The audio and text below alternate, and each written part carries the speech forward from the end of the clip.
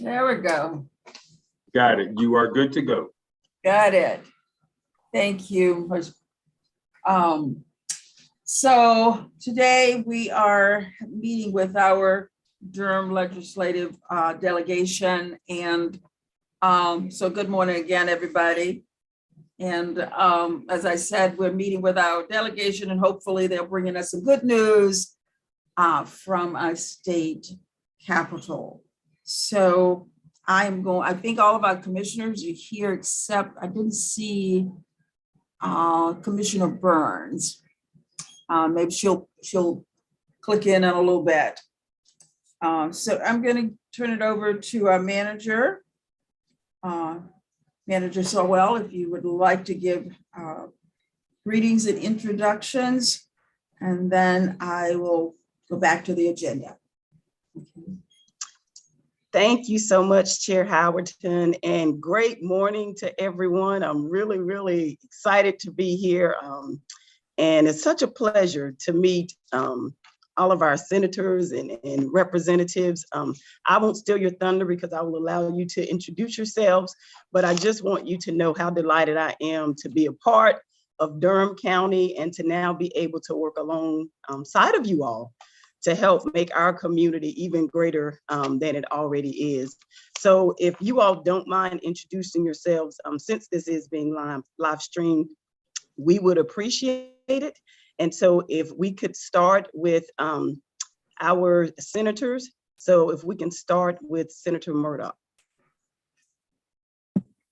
Hi, good morning. Senator Murdoch represents Senate District 20. That's currently the southern portion of Durham County, and after redistricting, that will include all of Chatham County as well. So looking forward to the discussion. Great, thank you so much. Senator Maury. Hi, I'm have to demote myself. I'm a representative, Marsha Maury, Durham. That's okay, Kim. Nice to meet you. And represent District 30, the central part and western part of Durham. Great to be here. Good to see you. Great. Thank you so much, and nice to meet you. And my apologies for that. So sorry for that. No. Senator Woodard. Good morning. I know Representative Moore appreciates being promoted to the upper chamber this morning. Anyway. Good morning. I'm Mike Woodard, represent Senate District 22. Currently, the northern half of Durham County, as well as Person and Granville, in the new year will be all in Durham County. So I'll start at the Person County line and go as far south as Lawson Street. Will be the new Senate District 22. Good to see you. Thank you so much. Nice to meet you. Okay, now if I don't think we have any other.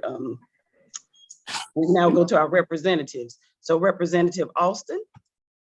Good morning. Thank you so much. And I'm switching over to video here shortly, but I'm Vernetta Alston. I represent House District 29, which is currently part of downtown and southwest, the southwestern part of the county. It will in 2023 be just the southwestern part of Durham County. Again, look forward to talking with everyone, and thanks so much. Thank you so much. Pleasure to meet you. And Representative Hawkins. Thank you, but last but not least, thank you so much for the opportunity. It's so good to have you in Durham. Look forward to your service and look forward to working with you for years to come. We really appreciate all you bring to the Bull City. Zach Hawkins, State Representative, District 31. Right now, that is about half of the town and all of East Durham, which encompasses sort of the southeast and RTP portions of Durham County. And that will tighten just slightly, but we'll still have a similar footprint. Going into our third term, if the Durham voters will send me there again. So glad to be here this morning. Okay, thank you so much, Representative Hawkins. And Madam Chair, if you don't mind, I do see some of our staff members who are on. Sure. And so if you don't mind, can we allow them time to introduce themselves because they may not know some of our delegates. Okay. So I'm going to start with, you all met Maceo as he came on, but Maceo, could you just pop on real quickly and introduce yourself and your role here in the organization? Good morning. I'm Massey Carlton. I'm the deputy clerk to the board. Thank you. And I see Perry Mans is on. So good morning, everyone. I'm Perry Mans, Assistant General Manager for Goal 4. And I'm also the Deputy Director for Durham County Engineering. Thank you. Thank you all. And I want you all to know Perry does a really good job. He helps to oversee all of this explosive growth, the construction that's happening here. And so he's instrumental in making sure all of that runs smoothly. So thanks so much for your work, Perry. Keith. Good morning, everyone. Thank you for listening to Durham County Concerns. My name is Keith Lane. I'm the Durham County Budget Director, longtime budget office and Durham County employee. So thank you. I know Deborah Craig Ray. Yes. Yes.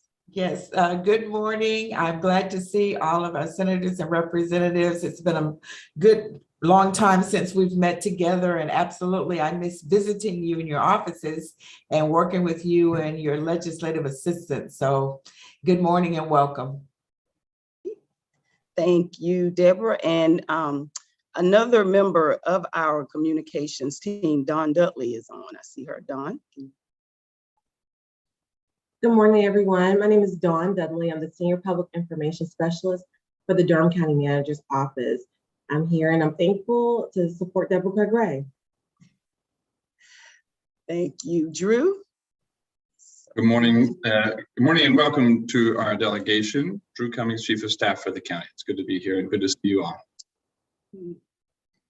And I see Attorney Darby is popped on. Good morning. Hope everyone is doing well. I'm the acting county attorney and I'm looking forward to this meeting and the excitement that will flow from it. Thank you. Awesome.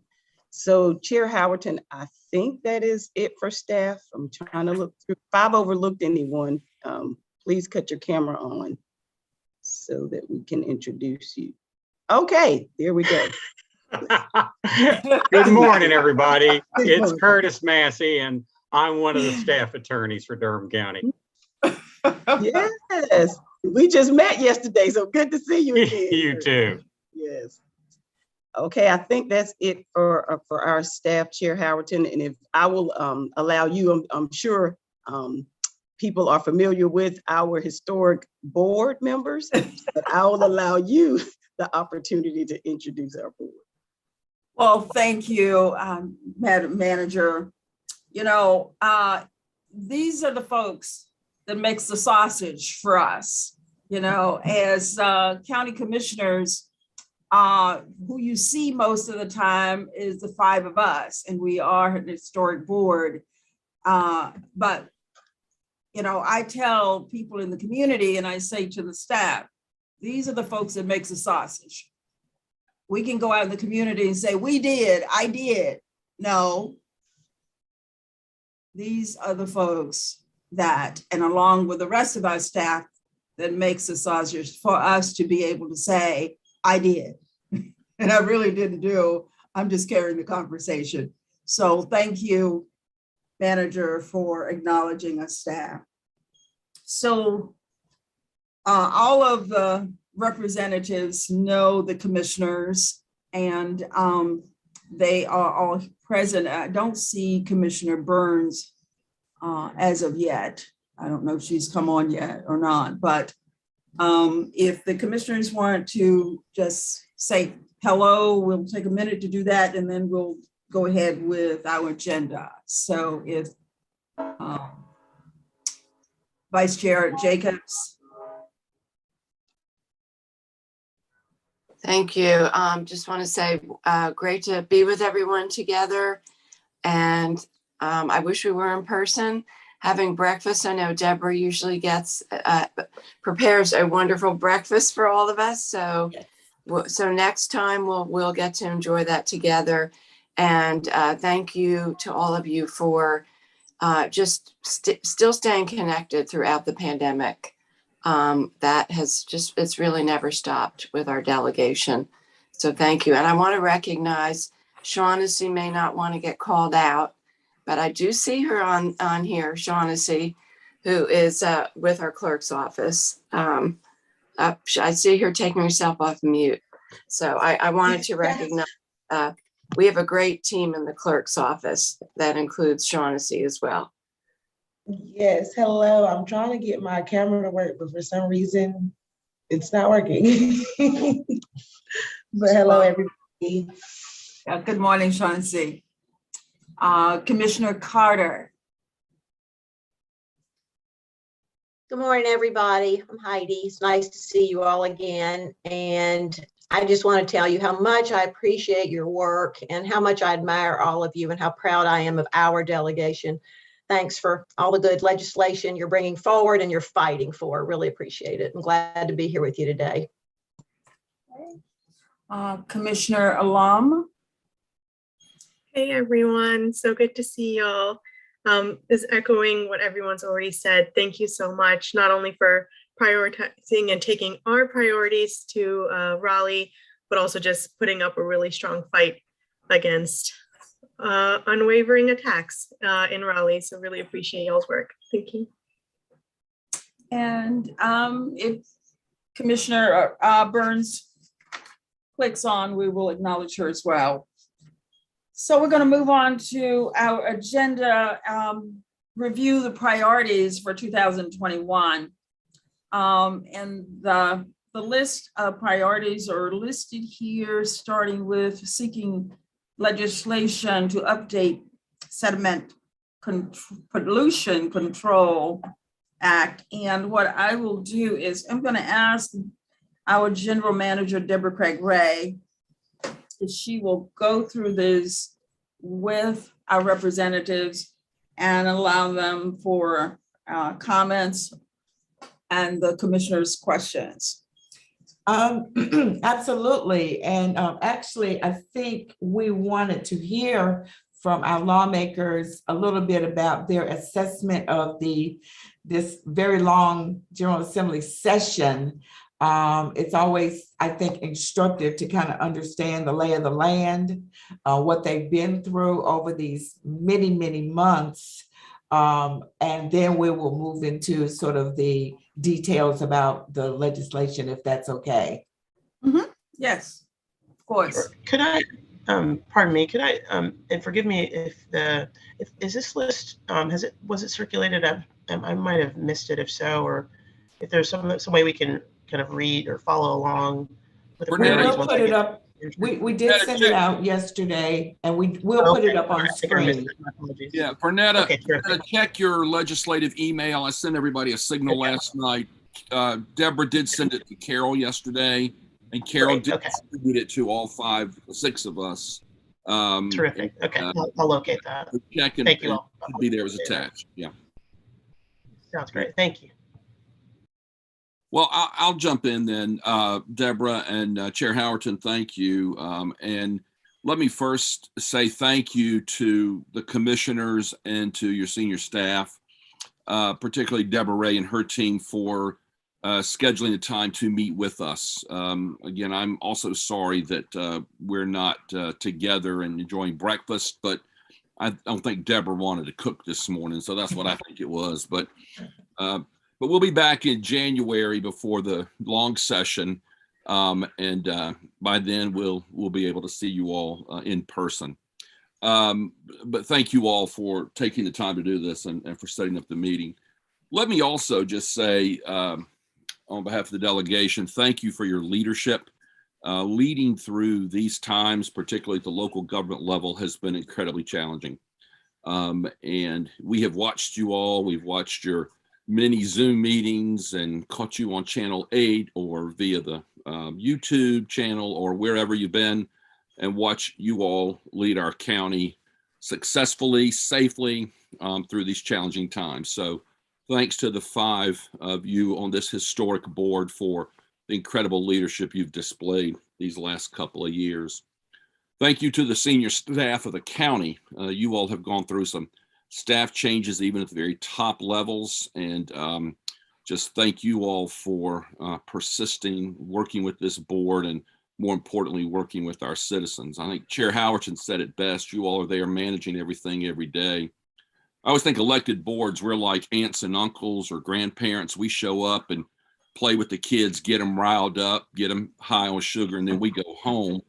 It's the staff, you all on the front line, who have to deal with our residents every single day. So having been a former city council member, I totally appreciate everything that our county staff do. We can never thank you enough, so we appreciate it. And Dr. Sowell, welcome to Durham. You know what you gotten yourself into, but it's going to be the most challenging and also fun and rewarding experience of your great career so far. Now we got to practice the bull now. Have you been doing this? There you go. There you go. Let me just say a couple things and then I'll let the other members of the delegation speak. We touched on it a little bit in our introductions, but one of the biggest things we've worked on in the last year was obviously redistricting. The good news is that your 5 incumbents who are on the call today, our Durham-based legislators, we ended up getting more compact districts, well, with the exception of Senator Murdoch, who has a new county, but in Chatham, but our other districts tightened up because of Durham's growth and shifted a little bit. Well, as I mentioned, I no longer will have Granville and Person County in the new year. The shift of that was that we went south and added Chatham to our cluster, and Senator Murdoch is already jumped in and representing our neighbors to the southwest. What we did do as part of the redistricting, though, is pick up a new House district. The sad news is that Representative Reeves will lose the couple of precincts he had down the southwest corner. So he will no longer be a official part of our delegation, but we ain't gonna let him go. He once a Durham delegation member, always a Durham delegation member. And as the Democratic leader in the House, we're gonna keep him there. Of course, he and Senator Murdoch will be working together. And of course, as you all know, our neighboring counties, we share so many issues that we talked with them all the time. Some of you know we're on the call last week when we met with the MPO. So while Robert's not officially part of the delegation, we ain't gonna let go of him. We did pick up a new House seat in the redistricting. So there will be a new Durham delegation member when we reconvene back in January for the long session, and you all have a chance to meet him. Since both of the candidates are men, it will be a man who will join us. The district is essentially the northern half of Durham from I-85 north and includes Person County. There is an incumbent in the district who represents Person County now, Representative Yarborough, and he's the Republican nominee for that seat. The Democratic nominee is Ray Jeffers, and many of you county folk know Ray because of his number of years of service, I guess 12 years of service as a Person County Commissioner and also as president of the Association of County Commissioners. So we'll let the voters decide who's the best person to represent the new district number 2, which is Northern Durham and Person. We have the short session coming up, and that's my third thing I just want to say briefly is the short session is scheduled to start May 18th.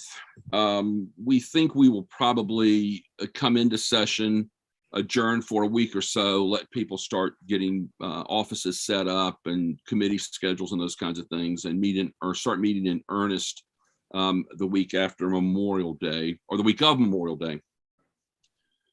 All indications are that after the longest long session in history, we're hoping to have the shortest short session in history. And we've had commitments from both chamber leadership that we're going to try to be out there by July 4th.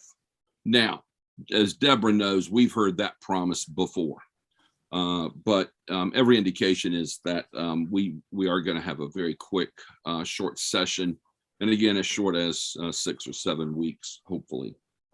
That means I think that our agenda is going to be fairly limited this time. So I don't think we're going to take on a lot of heavy lifting with bills. There's been some rumblings about some interesting pieces of legislation. I've been on calls as one of the co-sponsors of the medical marijuana bill. I've been on a number of calls about that. We'll see if the appetite is to try to move that bill. That could be the most controversial or important piece of legislation we consider. I think most of this is going to be budget changes, since this is the second year of the biennium, or we're coming up on the second year of the biennium. So we'll be making adjustments to the budget. Of course, you all know when we say budget at the state level, it's not like a county budget. A budget at the county level is line items and numbers. Our state budget is line items and numbers, but it's just as much policy as it is funding. So we could see some changes to policy, but we don't anticipate a lot there. I know my colleagues will have other issues they are of interest. I did want to mention the one issue I'm working on right now is Medicaid expansion. I'm the senior Democrat on the Medicaid Expansion Committee, and we have been meeting now for the last few months, and we do not anticipate a meeting during the short session. So it's unlikely, well, we are not going to take up Medicaid expansion during the short session.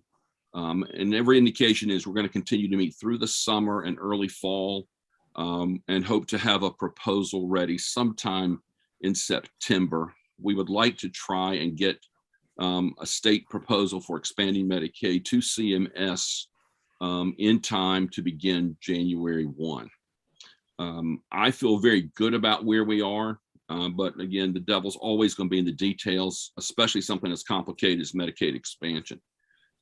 So we're going to continue to meet on that, and certainly happy to have conversation with any of the commissioners or any of the staff, particularly those departments most directly affected by Medicaid expansion, health, DSS, and others that need to have more information about that. Sorry, Madam Chair, that was a bit more than perhaps you wanted, but at least sets the table for what I think is coming up. If it's okay, why don't we just flip around the delegation? So I'll kick it over to Senator Murdoch and let her speak about some things as well. Thank you, Senator Woodard. Thank you. That was great. Yeah, I was going to say, yeah, that was a really good summary. Some of the other bills at this stage, if it's changing an existing bill, is considered a PCS. So a lot of the ones that I'm working on are really, really specific and not kind of Durham County specific other issues I've been working on. But the other one that I will lift up was trying to get the actual bill number. We're getting a lot of feedback about our last expungement bill, even from some judges here in Durham County, as well as sheriffs, including my new sheriff in Chatham County, that we're going to have to make some updates to that. Sheriff Burkett as well has brought up concerns. So that is something that I do anticipate we will be taking up short sessions, since from justice advocates to law enforcement, we're consistently hearing that we've got to make some updates there. So that is one that closely following up on. Have a meeting coming up pretty soon with the Justice Center about that actually tomorrow. So I think that'd be the main one, in addition to obviously Medicaid expansion is the big issue we're hoping to move forward on. So I think that's the additional one I'll bring up that I'm following closely.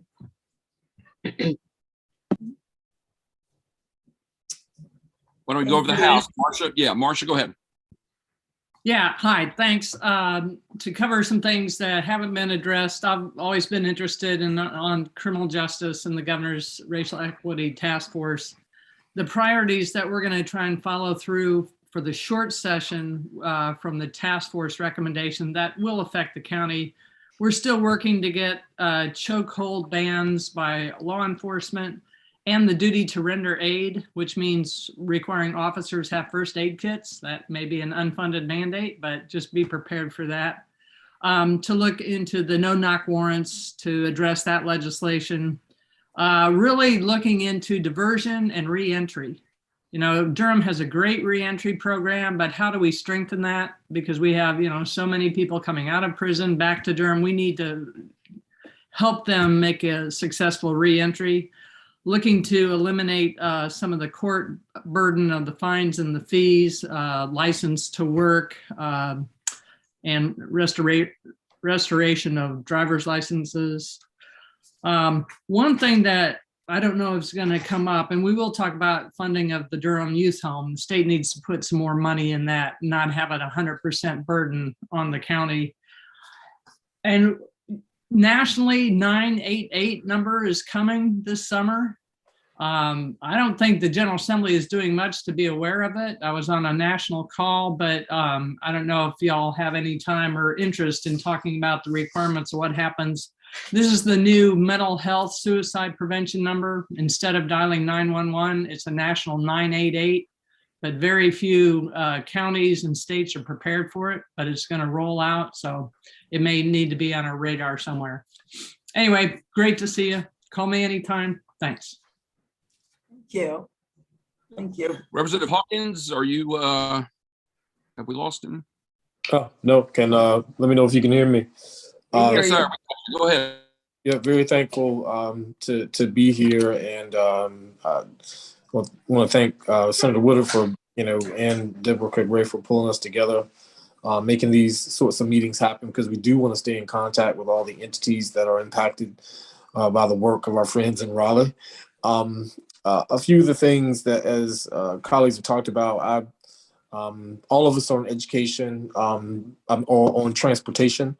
I am lead the efforts in the House for transportation, and also sit on the long-term funding for transportation, and focus a lot of my energies, of course, on education, IDD, and a host of others. And so one of the things related to education that we're going to focus on is Leandro.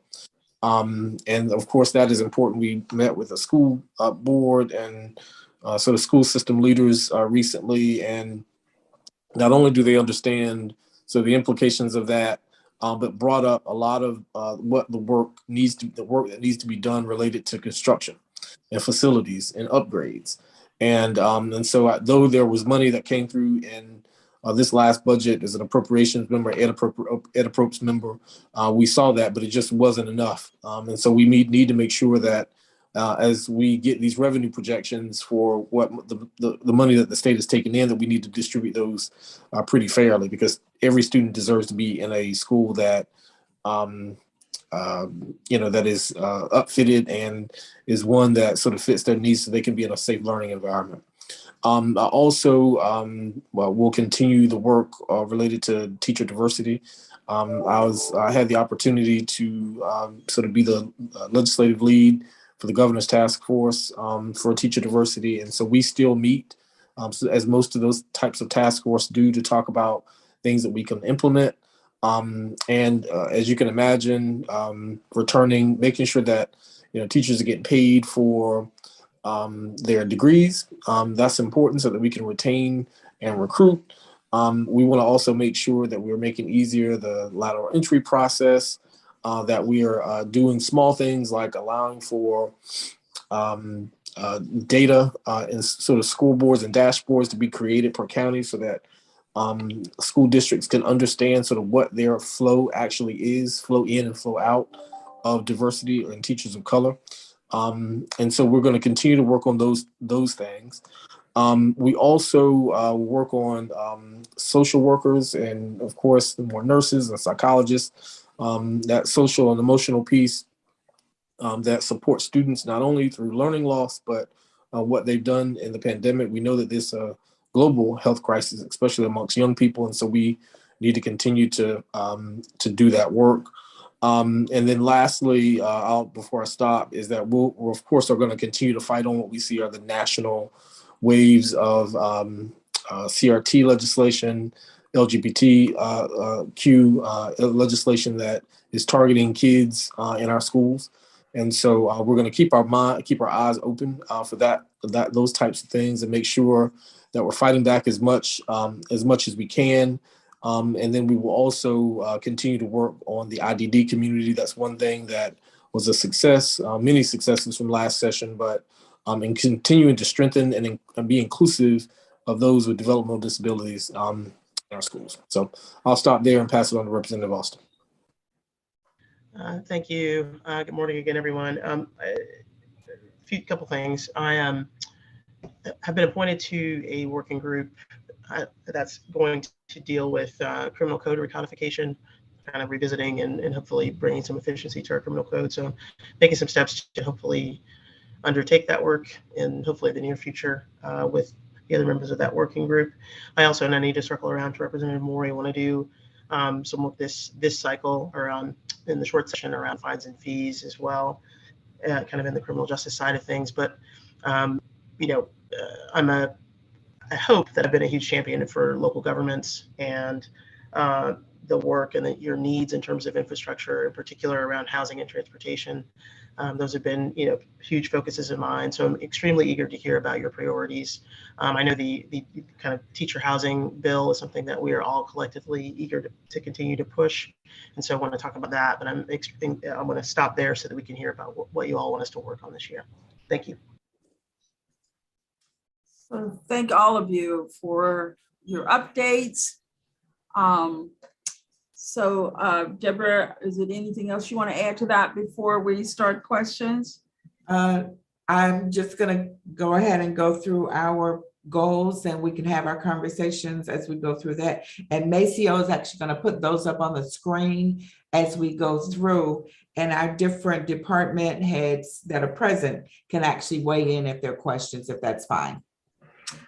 While you're doing that, I just want to say, Representative Morey, I did speak with Gudrun about the 988 mental health. I serve on a committee, a national committee with the National Association of Counties, and they had been talking about it, and I spoke with Gudrun, so she's aware of it. And she said she would keep us informed as to what's happening with that.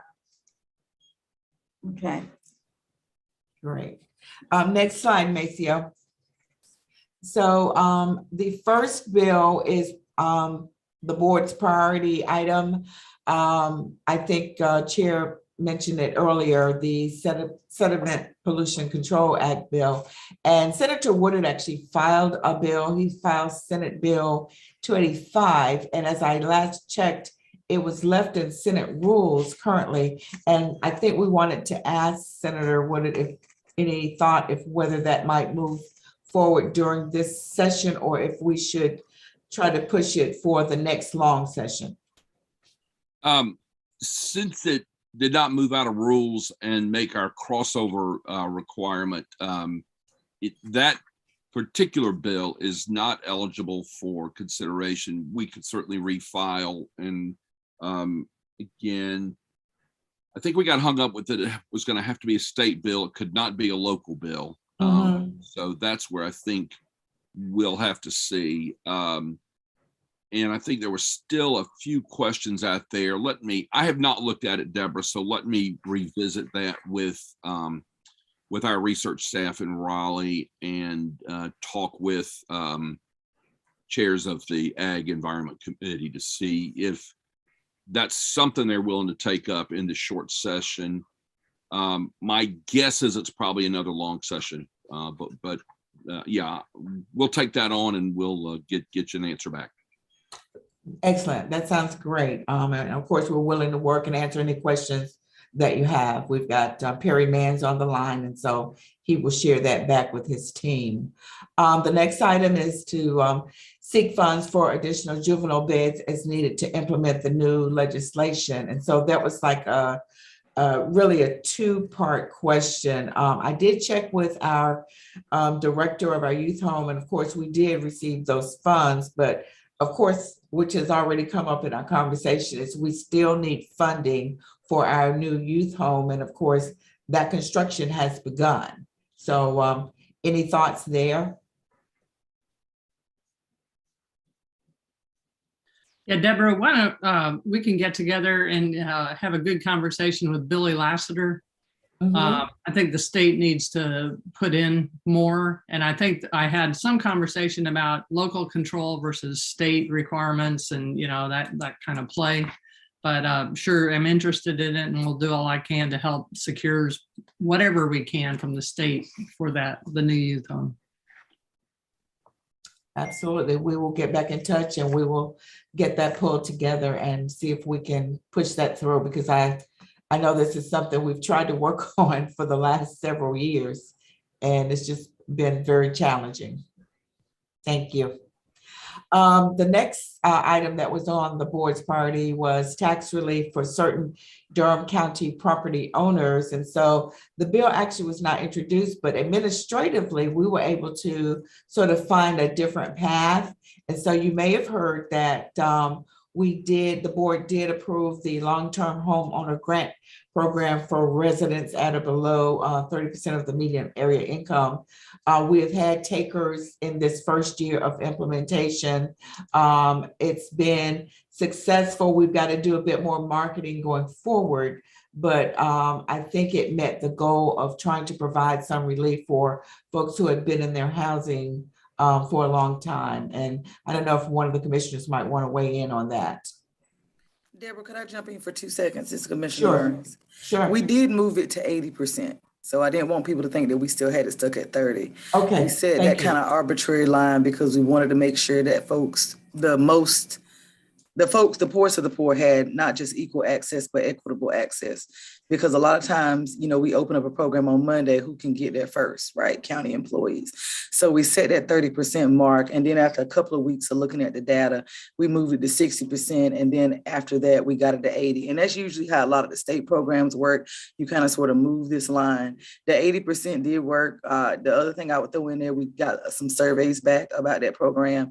And the surveys that we did get back, there were a lot of people who said, but for this one requirement, I probably would have been able to apply for this program.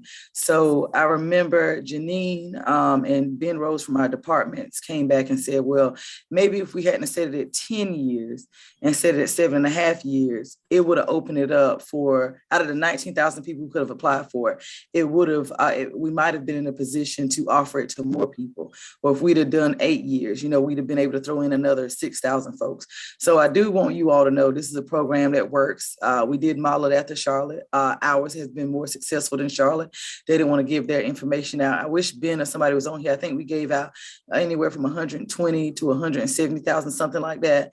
It's one of the things I want to keep funding in for the next budget cycle. I know that my colleagues do, but any tweak or any support that you all could give there would be greatly appreciated, because I do think if we move some of our requirements, especially the one about how long you've actually been in your home, I think we will open it up to a much broader applicant pool that will qualify, and we will have to expunge those funds. So those are just my 2 cents on them. Thank you, Deborah. And sorry for being late, y'all. Good morning.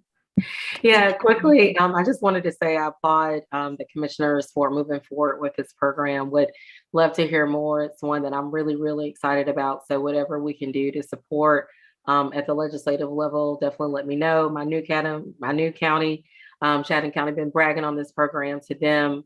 And now that they have more industry coming in to allow them to hopefully give some of that money back to taxpayers without as much industry as Durham. A lot of it is coming on the backs of property owners. So any relief that they could provide, they would love to hear more about that as well. But just applaud you on that. The timing of it was ideal, you know, as we work through this pandemic. So excited about the program. What were the funds that you used for that? Were they federal or county based? No, they're Durham County funds. Okay. Yeah. And I just wanted to add just an update because this program is actually comes through the Department of Social Services. It's a DSS program. And we had a meeting yesterday, a DSS meeting, and the DSS board did vote to recommend altering the rules for the program to make it to include even more people, as Commissioner Burns was referencing. And the recommendations are now that it is, instead of being for people who have been in their homes for 10 years, it has been changed to 5 years. And also there is a different formula for 80%, 60%, and 30% AMI. There's a formula now so that people who are, for instance, at 30% AMI will get an even higher assistance.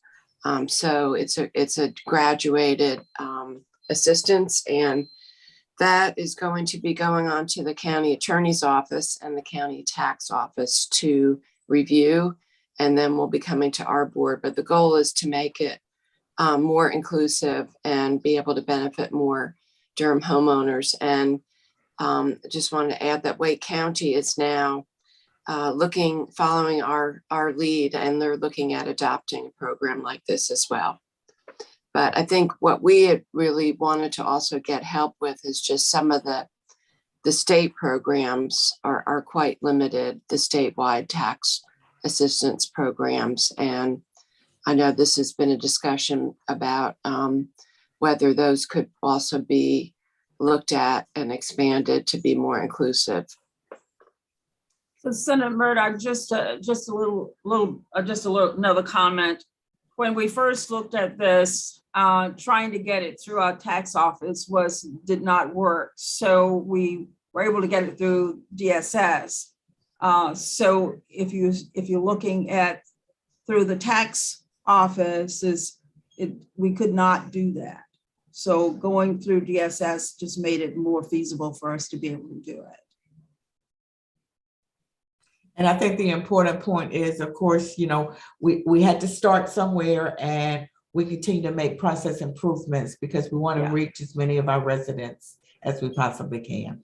Yeah. Thank you. Could I jump back to something that Commissioner Jacobs said, because we built this program because we recognized that the current programs did not encompass all of our residents, right? So from a legislative standpoint, I just want to kind of sort of kick that ball back to say, do you all in the House or the Senate see any potential for expansion of the circuit record program, for an expansion of the program that we have for seniors, or perhaps one that we have for veterans? Because those were the three programs that like our county can administer from a state level, but it just wasn't enough.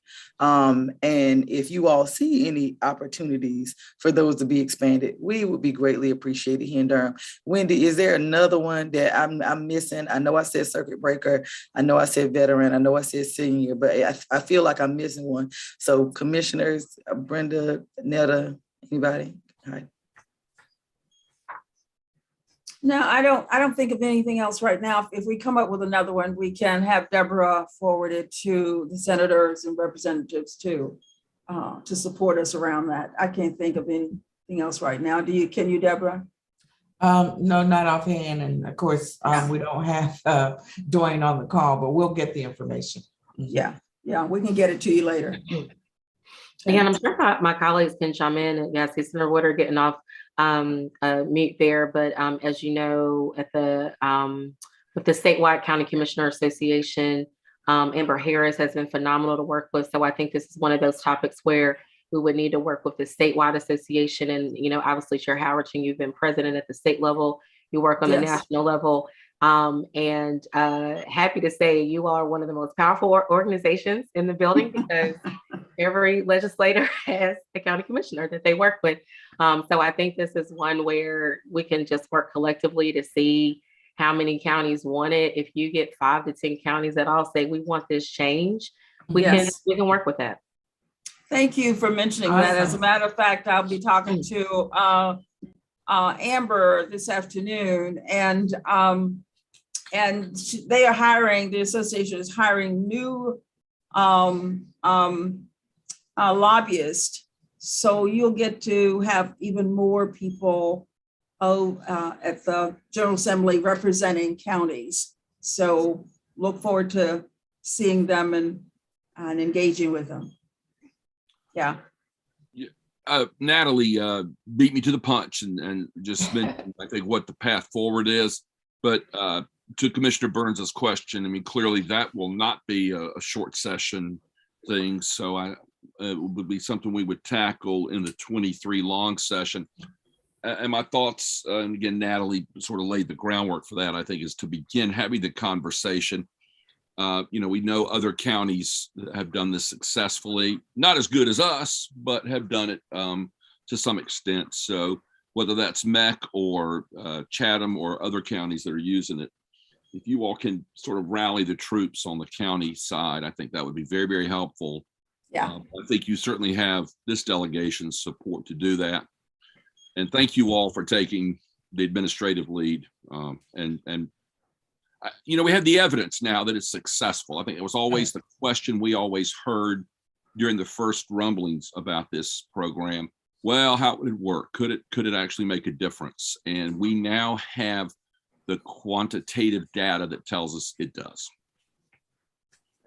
Yeah, because even though, folks love to, pick on Durham County, I'll state the obvious, but in our chamber, the majority, they always want to see, has it worked before? Is this brand new? I mean, even big, new, bold projects such as, the Carolina Promise, that was a model out of Texas. We did not come up with that. So whenever we can show it's worked, we've given it a try somewhere else, as far as the Senate, that's always really helpful.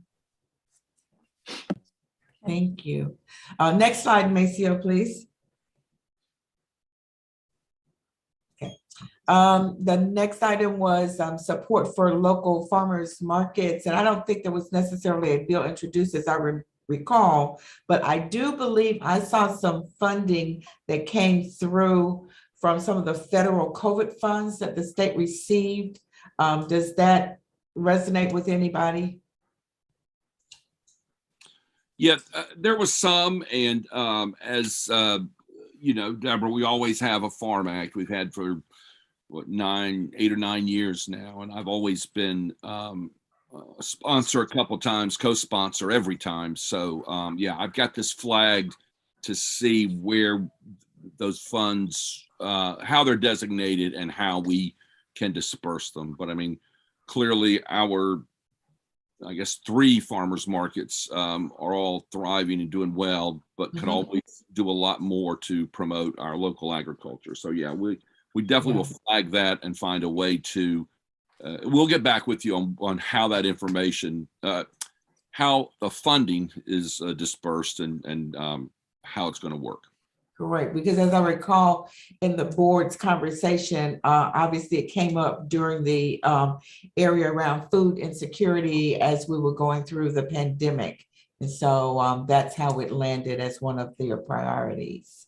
So now I'm going to move to just a couple of things that were actually carryover items from 2019. And I think we've already referenced this, the legislation authorizing Durham Public Schools to provide affordable housing for teachers and school employees. And as we see, we had 2 bills introduced in both the Senate and the House. And I've had conversations over the last couple of weeks that it looks like we might be able to handle this without legislative authority.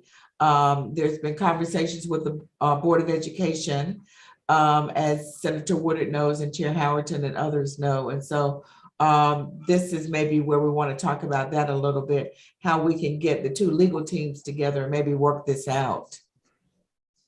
Yeah, so you all know we've introduced this, I guess, 3 or 4 sessions now. And of course, Senate leadership has expressed their just absolute opposition to this, in spite of the fact that we have, I believe it's 7 counties that got funding through to do programs like this.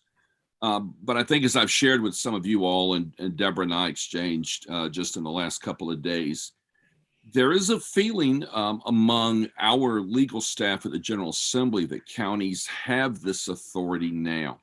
So in the drafting of Senate 203, House 231, I know the staff I worked with said, I think your counties can do this now. So I know you all at the county level have had some concerns about that. So I'd love to know what your thinking is. And I think the path forward for now is to get the county legal team with Attorney Darby together with, I don't know, I guess our team in Raleigh, School of Government, and maybe the AG's office to get an opinion on this, a definitive opinion, so that Attorney Darby and his team can feel comfortable in making a recommendation to you commissioners But as I look at it with our staff in Raleigh, you know, it seems to me you all have the authority to do this. As I understand, it's county land. And this is our legal team's opinion. It's county land. If you wanted to build an EMS station there or some other county building, you wouldn't necessarily need authority to do that. You know, the funding scheme is, you all have worked on that. So I don't think that's a question either, though. So I'd love to hear what the path forward is administratively on that, if you all can see it the way we do. So Senator Woodard, a couple of things. I've been in conversation with the school board and Attorney Darby. What the questions around the property belongs to the school. I understand the property belongs to DPS. And so the county doesn't own the property. We're not clear about why is it that the county has to give permission when we don't own the property? And in talking to the attorney, I guess it would be, we're just not clear why we have to give authority when we don't own the property. Can you shed a little light on that? I'm sorry, Chair, I didn't understand your question. Why you have to give authority? Yeah, why we have to give authority to build on the property when the county doesn't own it. It's owned by DPS. This is a tricky thing about schools and county commissions. You know, we have to approve all of their capital, right? All of their capital decisions, even though they're officially an asset of the school system. It's always on our agenda, you know, that we approve. We let them move funding from one project to another. You know how that comes forward regularly. It is weird. I agree with you. It is. It's been confusing. Why do we need a bill? Why do we need any of that? So I think it's really great to be able to get the attorney to have a conversation with the School of Government and with our representatives so that the county can be clear what path we need to take to move forward. Brenda, I think you and I are in agreement. I don't see a logical reason. Now, there may be a legal, but at least my legal folks don't see a legal impediment to the county and school system working in concert to do this. And I guess I would also mention, I don't know if as you all move forward, this is, and Attorney Darby's going to faint when he hears me say this, but who would challenge you? I mean, it's, you know, there's not a logical and we would argue legal impediment to this. And who's going to be upset about this other than maybe one or two senators who've been our roadblock. But we think you have the authority to do that. And I think what seems to me the path forward is to get some determination on that, because I suspect there are other counties and LEAs who would like to do similar things. If I can say something, seemingly precedent has already been set. There are 3 or 4 counties who already got local legislation to go the route that we're trying to go. And for some reason, I run into a confusing wall every now and then, and I just can't see why they need county authority to do what they're asking. They can do it themselves, has always been my opinion. But they insist that they need our authority. I think they want to try to avoid bidding the project out. They want to save money. I don't know what the whole understanding is why they can't do it. But we're trying to get together, and I'm already trying to contact other governments or counties that got special legislation to get it done, and I need to ask them why did they feel they had to go through the Senate to get that legislation, and hopefully I can get a full picture of what's necessary. And I agree. I hope it's something that the county has authority to do without any special legislation, and we'll see if we can get there. So you all know the delegation is this. We had breakfast with the school board, Dr. Mabenga and his senior staff Tuesday morning. And this was on our agenda with them on Tuesday. So, and again, we shared our thoughts then, at least what legislative staff thinks we should do. So, Willie, I think that is the path forward. If you'll reach out and see where the school system DPS still has some hangups about this. And if you find those other counties, and obviously you have the connections to make there, let me know what you find out. And if we need to have further conversation with my folks, with my legal team in Raleigh, I will facilitate that so that you make sure their interpretation is clear to you and to the school's attorney. And then, like I said, we may need further opinion from the AG's office Right. as well, and we could pursue that. But again, our attorneys are pretty solid that you have the authority, and that the 7 counties, LEAs that are doing this now, our legal team thought they didn't need that at the time, but pursued it anyway. So, right. You know, That's good to know, and I'll keep you posted. Great. Senator Woodard, I just wanted to thank you for your help with this, because as you know, this has been an issue that's been going on for several years now, and it is really, really important. We know that affordable housing is such a crisis in our community, and that our teachers' salaries are so low. And so, like many other critical workers, like in our community, they're being priced out of Durham. So, you know, we had an opportunity a few years ago. CASA wanted to come in and do with the State Employees Credit Union, and wanted to partner on an affordable housing project.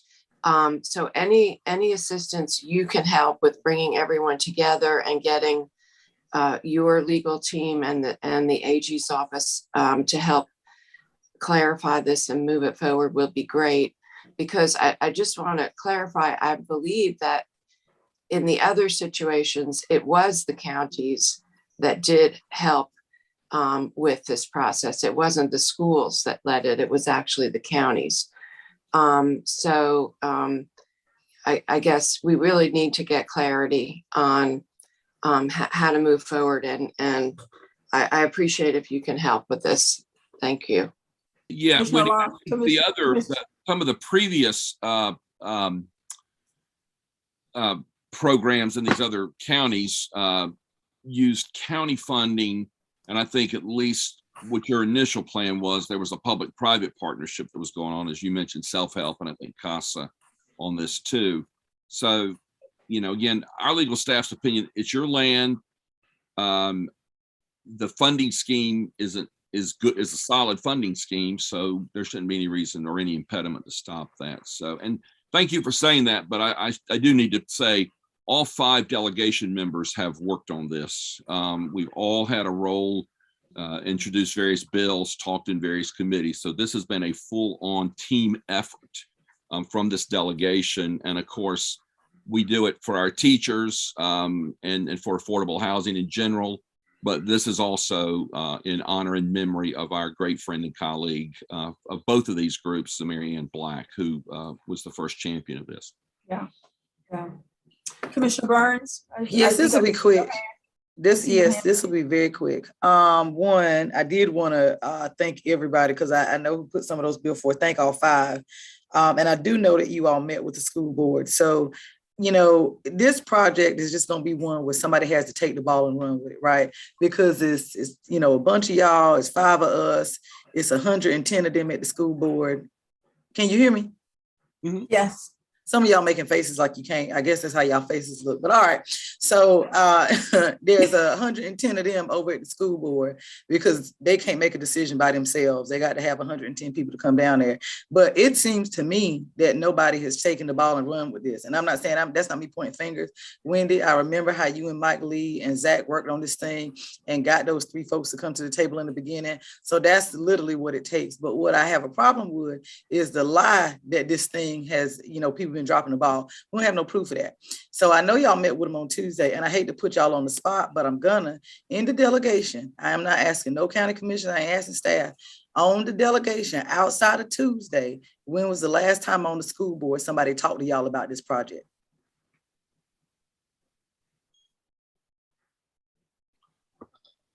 You mean moving it forward as a piece of legislation? But no, about affordable housing for teachers. When was the last time somebody on the school board advocated to somebody on our General Assembly delegation about this project? Oh, regularly. I mean, in my conversation. Like, can I get, I'm not, Mike, I ain't being ugly. I need a definition of like regularly, because I'm not seeing it. Like, I'll ask them and it's always like, well, we don't know, you know, they'll say the county commission is holding it up, but we know that that's BS, right? And so I'm trying to figure out of the 7 folks that are over there, when did they come down to the General Assembly and lobby? When have they emailed y'all about this? When have they looked for a public, like, I don't see them moving the ball forward. And I'm not gonna have my 5 people, and that includes me, continue to be a political punching bag for this issue. So I'm asking, because I'm looking at all your faces now, I can see everybody. They have not advocated for this project in about a year. Can anybody say that they have? They advocated, no, they advocated for this because I'm trying to play back with the pandemic. It's not like we've all seen each other, but when we file these bills in the long session, so that would have been approximately a year ago. Yeah, we've had conversation. We had conversation with school board members then and subsequent to that. I mean, you know, did they come down to the General Assembly? No, but nobody came to General Assembly in 2021 and lobbied. So I mean, none of y'all did either. So, and if we had conversations, I'm with you. Oh, hold on. Have we had conversations? Yeah. I mean, I know I talked to Chair Umstead once a month or more, and we always are talking about what's the status of this, what can we do? That's one person out of everybody. I appreciate that, Mike. But again, it took a collective to get, and it took some synergy, and it took people coming to the table to get it done the first time. I personally believe that that's what it's going to take. This right now has become a campaign promise, and I'm not going to have a campaign promise kick my commissioners in the back for the next 60 days. So that was all I was bringing up. Thank you. Mike, I know, excuse me, Senator Wood, I know how hard you've worked on this project. My commissioners tell me how hard you work. I know who files the bills down there. I know who writes letters down there. But even before the pandemic hit, like, this was an issue, and we didn't see that type of advocacy. So that's not me beating up on nobody on the call. That's me calling a thing because the math ain't mathing. But that was my last question. And again, I appreciate everything. And if you all do need us to come down there, we got cars, we got feet. And last time I checked, everybody only got a mouth. So I'm hopeful that we can help everybody come. We can get an affordable housing developer. If it's not CASA, it's somebody else. But it just seems to me somebody has to take the ball on this issue, and nobody has done that. And that's not anybody's fault on here. You all did it once before. I feel confident we can do it again. But again, I'm not going to be a political punching bag for this issue for 60 more days. That was all.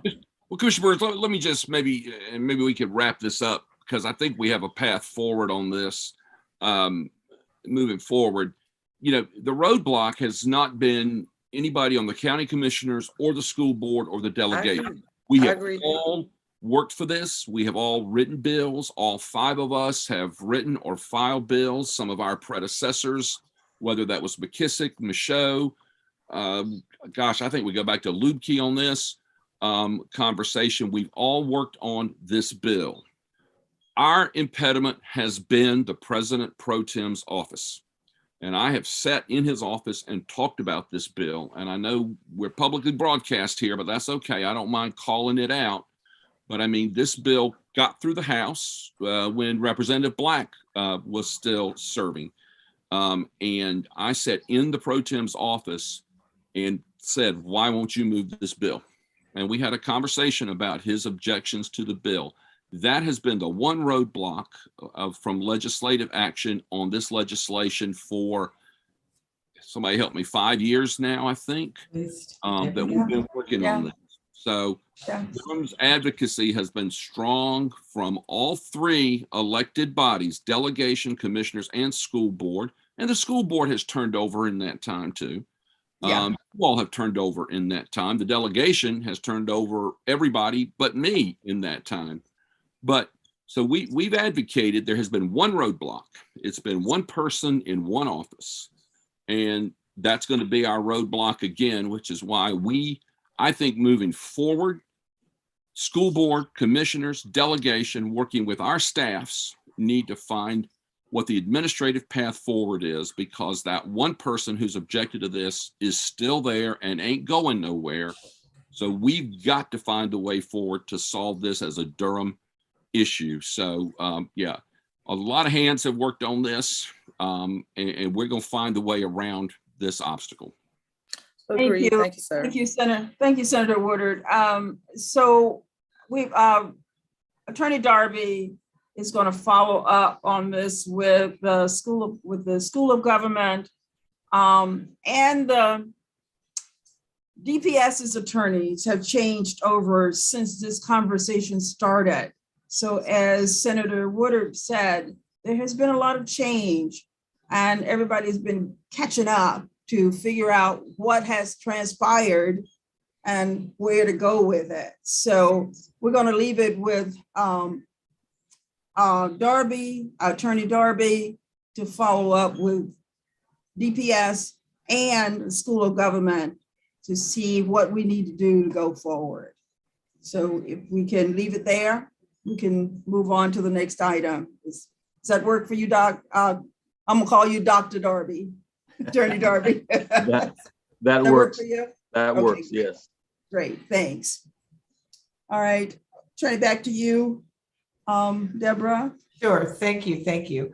The next item is around court funding, an increase in court funding. Again, this is an item that has been a priority for the board for many years. And this year there was, I think, some significant state funding provided to the courts. And I actually had a conversation with Deneen Barrier earlier this week, and she confirmed that there's more money available to upgrade technology. Actually, there's a plan in place. Work should be starting soon in 3 of her courtrooms, and she was very encouraged at the level of funding that they received this year. And I didn't know if anybody wanted to weigh in on that.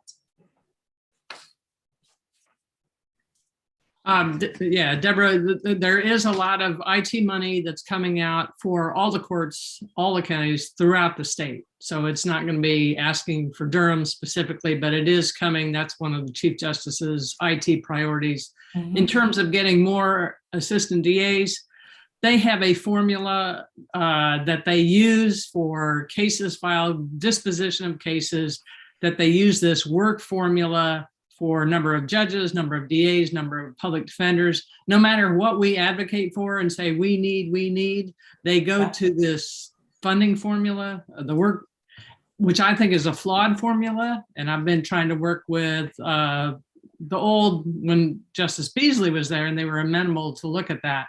Now with the new Chief Justice, it's more difficult. But I know we could use those resources, but as long as they keep this formula, it's very hard to get any additional positions. Thank you. Because yeah, I tried to follow when the big bill came through.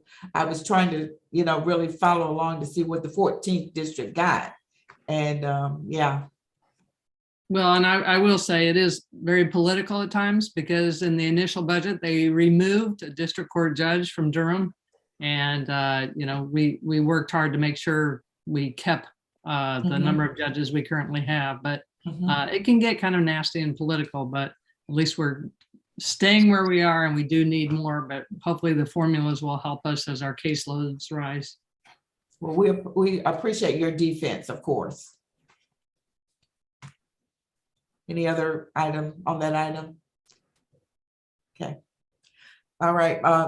Massey, next slide, please. So the next item is around us, again, seeking additional revenue sources, including statewide bond, lottery proceeds to equitably provide funding for community colleges and public schools capital needs. And of course, we know that there were additional funds in the state budget to meet those needs, but the question mark really, I think, is, how does this needs-based work? How did it work for Durham County? I know there was some areas of education funding that we, like a couple of other urban counties, didn't receive some funding. So just wanted to see if anybody wanted to weigh in about the education funding.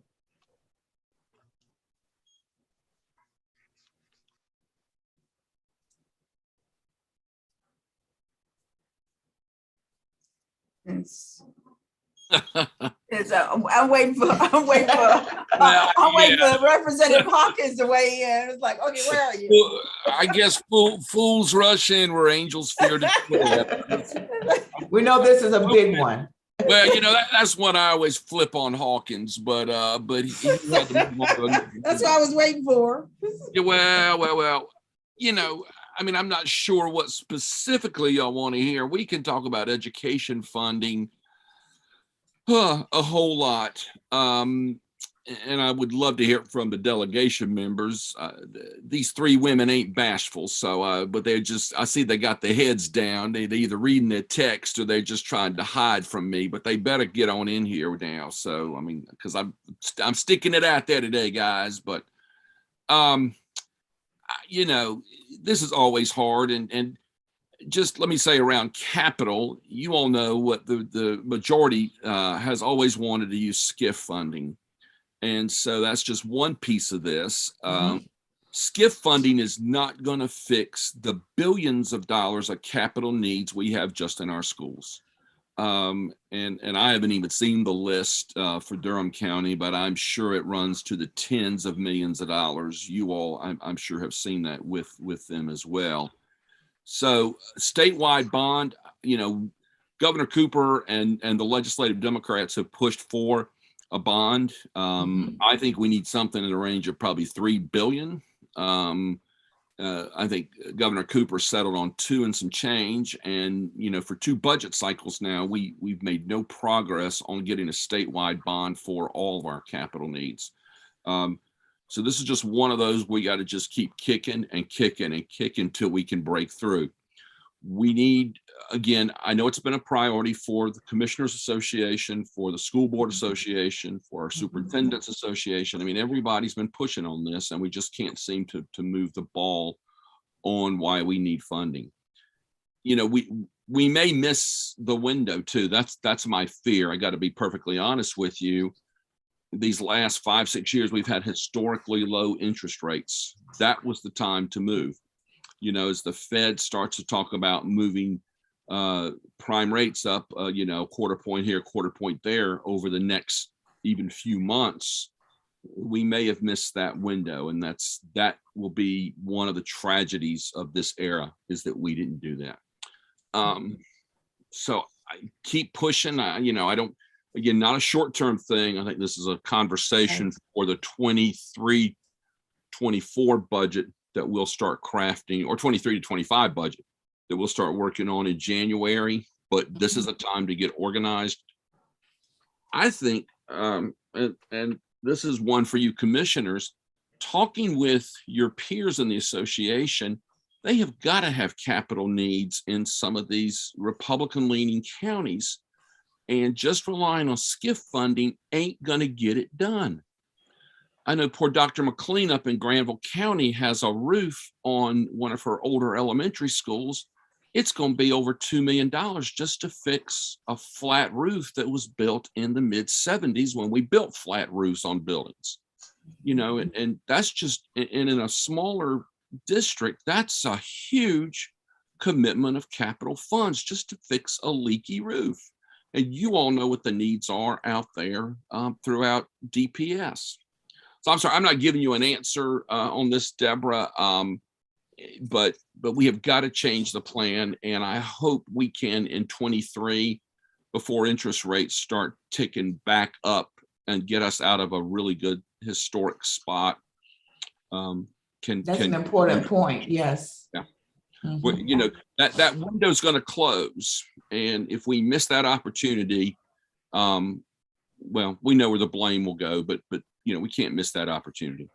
I don't know if other folks have other thoughts about education funding too, but no, just very well stated. And all of us, you know, we do this work for a living, but I mean, even over Easter, I had one of my cousins, we have this lottery. Why do we still have issues with our schools? And she was speaking of the schools in Alamance County. And I even spoke with a superintendent out of Edgecombe County that had some horrifying stories of issues they're having with capital. So it is another one of those issues where we know in rural areas where they don't have the revenue, of a Durham County. I don't see why we can't band together with those smaller, more rural populations to say, this is one where we can all collectively work together. I think the capital needs, as you know, you can't keep putting a Band-Aid on these older buildings. So it is going to take the proceeds of a huge, huge statewide bond. It's just about having the political will, but Senator Woodard laid it out. I mean, we will have 2, if not 3 interest rates increases just this year as they try to slow down inflation and deal with what we're seeing in the housing market. So the fact that we weren't moving on this really in 2021 would have been the time to get some shovels in the ground is just really unfortunate because we won't see those historically low interest rates for a very long time. So even with a bond, I mean, millions and millions of dollars we missed out on. So really missed the ball with that. But what did come up with our meeting with the school board is for the counties that are able to get state funding, it's not fair to pick winners and losers based on who's in leadership. This is not right.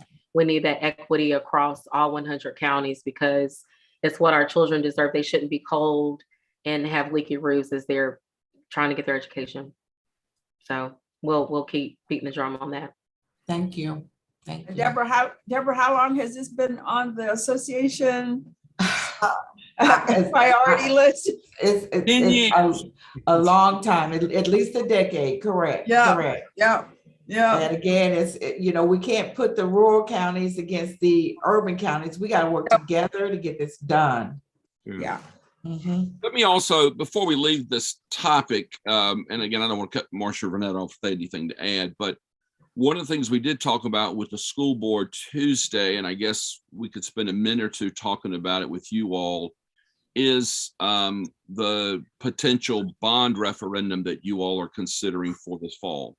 And so I know we talked about this, and again, delegation members, feel free to weigh in, but I hope you all will call on us to assist you in promoting and passing that bond referendum.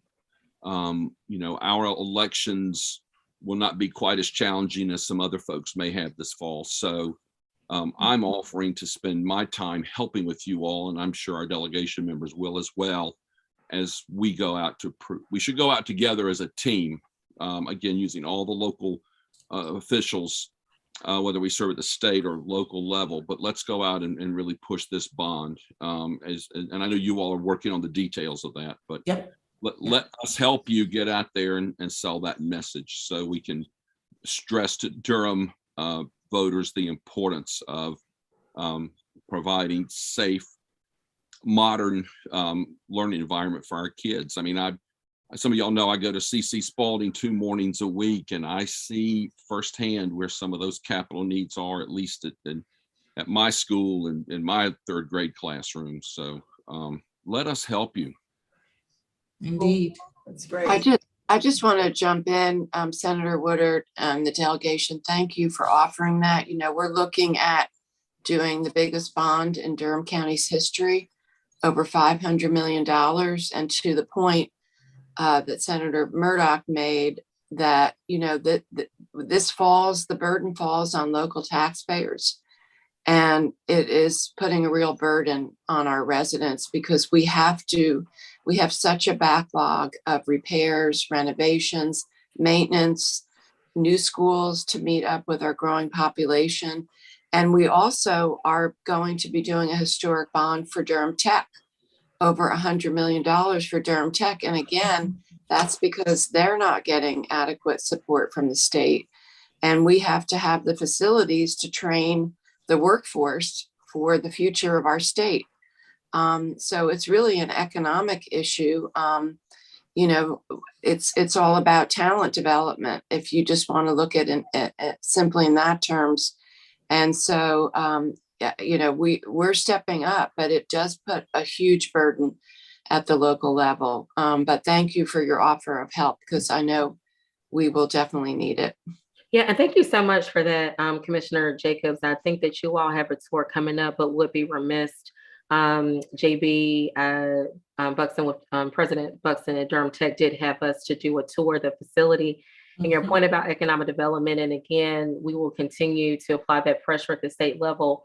But we all know throughout this pandemic, we've had a need for everything medical, RNs, CNAs, LPNs, and some of the best come out of Durham Tech. Yeah. And when you see the facilities that they are training in, it will bring tears to your eye. I mean, not adequate at all. And the instructors are still figuring it out. The healthcare systems, as far as Rec Hospital, are calling and saying, we want those Durham Tech students. And it's just really heartbreaking that they, do not have the resources they need to train those students. So for me, it's on the top of the list. I went directly to some of my Republican colleagues about that actually the very next day, working to get some of them to physically see that, to say, we're serving your residents. They're still coming to Duke Hospital to get service. Can you help us to make sure our students have what they need to help your residents? So I hate that we have to have a bond to get that done, but we will work to see at the state level what additional funding we can provide to Durham Tech as well. Thank you, Senator Murdoch. That is one that is not Democrat or Republican. It is one that we can all push for. And I tell you, JB is doing such an incredible work out there that he needs all the support that we can give. Yeah, so thank you. Okay. And then the last item on this list, of course, I think we've actually already touched on it, Medicaid expansion. And so I think, Senator Woodard spoke about that earlier when we began our conversation this morning about the potential for Medicaid expansion in this session. So we know that his committee is continuing to work, and we will keep beating the drum to try to get North Carolina to finally expand Medicaid. And of course, we know it won't be in this short session. It will be a little further out. Senator Woodard.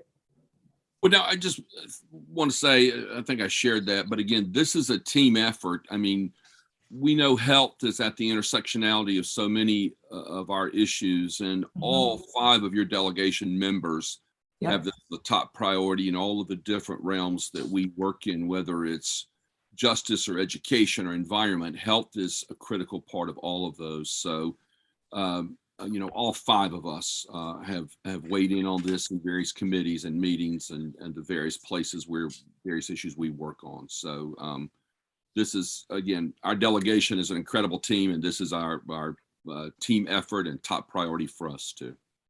Excellent.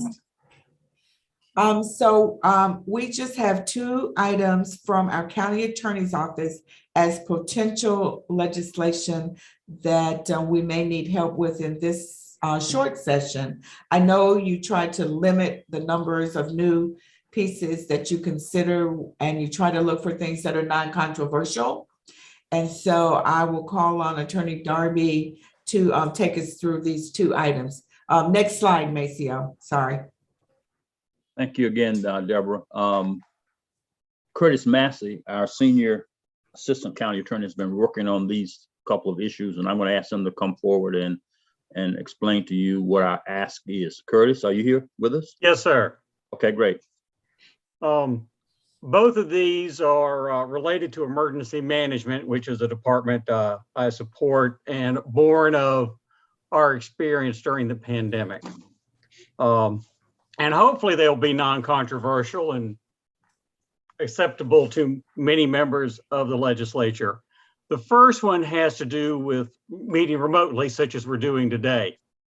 As y'all will recall, early in the pandemic, the General Assembly adopted Session Law 2020-3. It was an omnibus bill addressing the pandemic.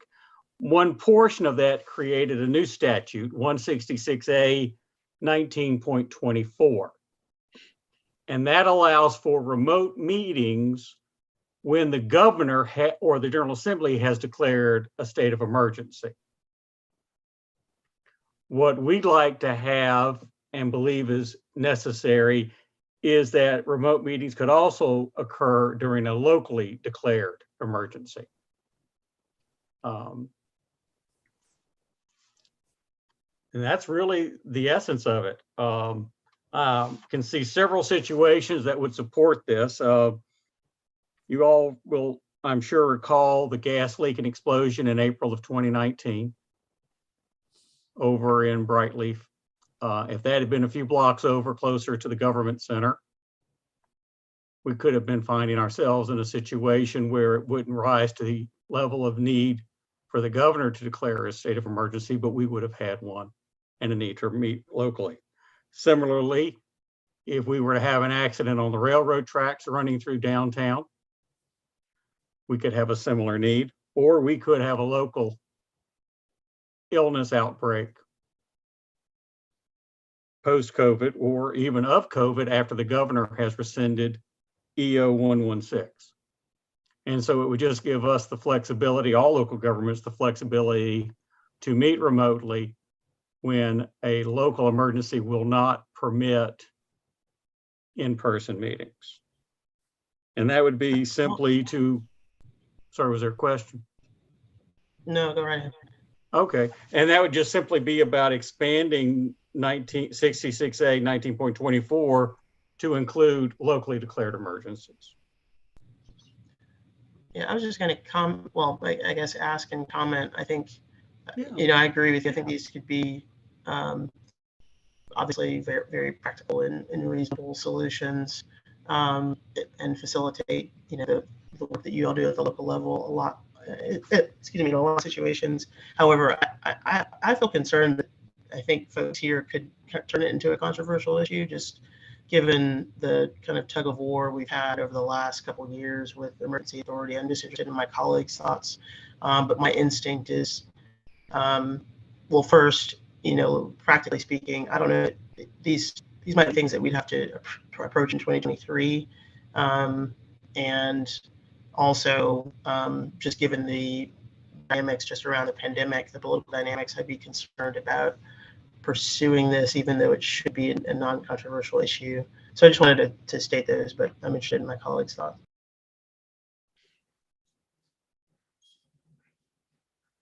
One quick question, Curtis, give me that statute site again, 166A. Dash 19.24. All right, thanks. I can send you a fuller explanation of some of the issues and applicable statutes if you like. Yeah. Yeah, that'd be great. In fact, I'll give it to Deborah, then she can then forward it on to the entire delegation. Absolutely. Before I get myself in trouble. Curtis, who's declaring the emergency if it's a local county based? Is it still the governor's office declares it, like for Durham County, or the county has? It would be the chair of the commission. The mayor for the city. Both? One? Either. I mean, the mayor does it for the city, we do it for the county outside the city limits. Okay, thanks. Sure. I hear Vernetta's concern, and we know that any of these emergency orders over the last 2 years have caused some heartache.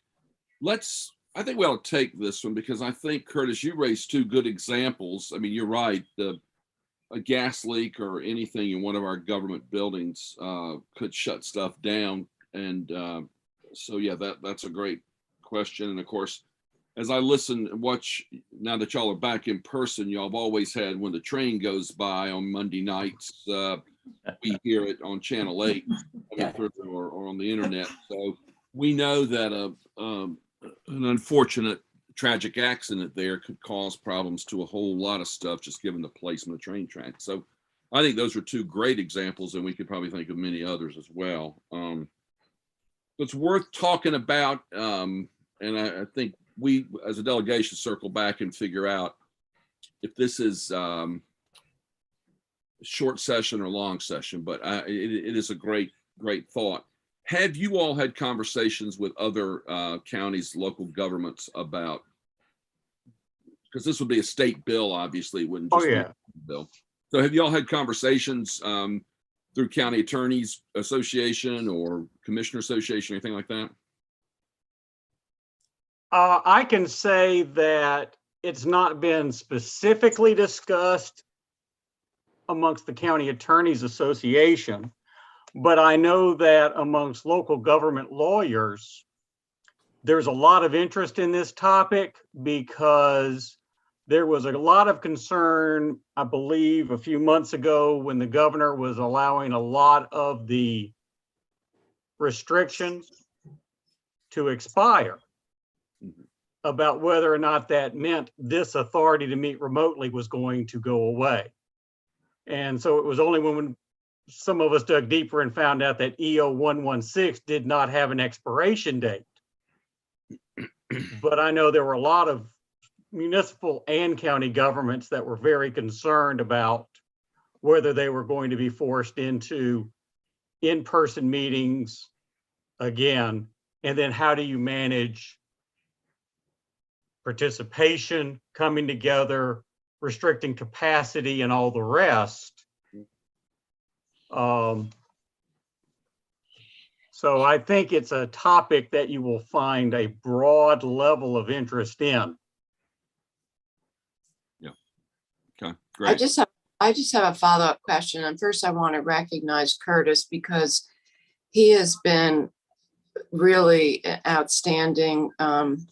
His work in the county attorney's office during COVID. He's the person who's been doing all of the orders that have come in many variations, and as you can see, he's really conscientious and meticulous in his work. So thank you, Curtis. Just to clarify, the reason, Curtis, that we were able to do a local state of emergency back in March of 2020, was that because the governor had declared an emergency first? Are you saying that we were only able to do it at the local level after the state has done? No, ma'am. Okay. The local authority is independent of the governors. Okay. Where we are dependent on the governor is to conduct remote meetings. Okay. Because it's currently only if the governor or General Assembly declares a state of emergency does that trigger the remote meeting authorization. Okay, so this is just specific to this one area. Okay. Yes, so ma'am. we still do have the authority locally to declare states of emergency. Yes, and that's why having this concurrent authority to allow remote meetings when necessary. Okay. And I just wanted to also call attention to when Senator Woodard, you mentioned, the fact that we have trains going through the middle of our city, like many other cities in North Carolina, is, the recent, catastrophe in Winston-Salem with there was a chemical plant disaster that was impacting people, and it really brought home for me the fact that we have the Brentag factory and some of the factories in East Durham that, God forbid there was some type of a problem, that they're surrounded by residential neighborhoods. So unfortunately, we do have some situations in Durham that that are concerning. I'll just leave it at that. Yeah, Brentag. I mean, I was over at Rafiwa bookstore yesterday and rode by the Brentag, and if something were to happen to Brentag, that would the burgeoning commercial district there at Drive Ranger, plenty of homes, and of course Durham Tech's across the freeway. So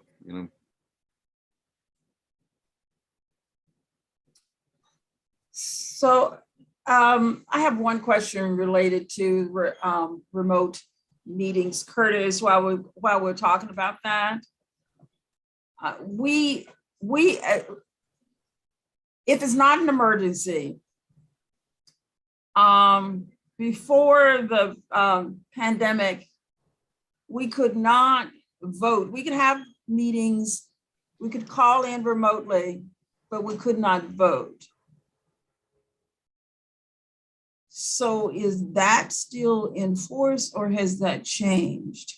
Well, bear with me. I'm going to have a slightly longer explanation. There is a statute. It's 143-318.13. Oh my God.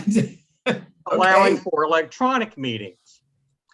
But going back to August of 2013, the School of Government issued a bulletin where they said, look, this does not really authorize governing boards to meet remotely and electronically. That was part of the impetus for adopting this new statute in 166A.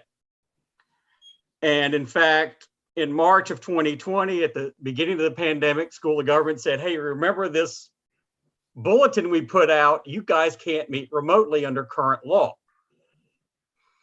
And then in July of 2021, they put out another notice on Coates Cannons, and I'm going to give you a quote that they put in bold. After the SOE law expires, city and county governing boards will have no clear authority to participate in remote meetings at all. So, and when they say remote meetings, what the School of Government has said is having a couple of people participate electronically or remotely is one thing, but they believe you need to have a quorum physically present. So for a meeting like today, if we weren't operating under the governor's SOE, the state of emergency, there'd need to be 3 commissioners downtown in the hearing room, in your chambers. Now, the law's unsettled, but the SOG's been beating this drum for 8 years, coming up on 9. So so the other piece is if a commissioner cannot be present, can they call in and vote?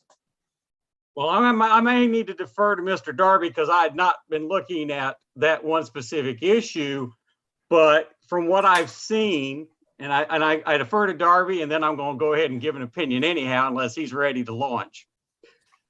But my understanding is if you've got one commissioner, or in our case, even 2 participating remotely, they could vote if you otherwise have the quorum present in the chambers. Gotcha. The problem comes if we've got 3 commissioners who cannot be physically present. Once you've had a majority not physically present, then the School of Government questions you don't have a quorum and therefore cannot conduct business. And oh, by the way, then you get into these issues of if somebody doesn't vote, does that become a vote for present or not? Curtis, I think you answered your own question. No, I just said I'm gonna start out there, but I'm ready to be countermanded. Okay, thank you. Yes, ma'am. Yeah, I mean, this is an interesting discussion because, I mean, you know, North Carolina has always had, as particularly our lawyers on here know, we've always been one of the leaders in the nation on open meetings and open records laws. However, when many of those laws were first written, help me, Willie or Curtis, 50s and 60s, we did not anticipate email. We certainly didn't anticipate Zoom, Microsoft Teams, and the other media we use today. So, I mean, we're playing catch up on a lot of, and particularly the pandemic has forced us to think a lot about these kinds of things. So, you know, we've always been appending on open meetings and open records laws for 60 years, I guess. So. Yes, sir. And interestingly, with technology and where we are now, and the rules required under 166A for access, a remote meeting really is more open to the public and more accessible to the public than an in-person one.